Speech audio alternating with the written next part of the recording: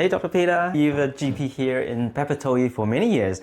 I've just been struggling a lot with my sleep lately and I really want some help. I'm pleased you're here. Have a seat. Yeah, sleep can be a really tricky thing and it can play such a huge part in your life. I usually think of three different scenarios with sleep. The first is sleep hygiene, which are the natural things that you can do to naturally help your brain sleep. The second would be natural sleep helpers, things like magnesium, tryptophan and warm milk. The third area that doctors go to sometimes is medications that can help sleep. I'm interested about the sleep hygiene side of things. What is that? I've never heard of that. Yeah, it's a funny term. It's not like washing your hands, but it's another way of naturally looking after the sleep health. First of all, our brains these days are quite hyperstimulated. One factor would be cutting caffeine by 2 or 3 in the afternoon. Second factor would be having a fairly regular time when you go to bed. Also trying to stop screens half an hour before bed. Also having it be dark and quiet, and that's sometimes difficult in the big city and sometimes difficult if you're on shift work. People can use the airline face masks and the airline earplugs just to make it dark and quiet. There's something that you can YouTube called diaphragmatic breathing, which is a breathing technique that just switches the brain into relaxation. If you're not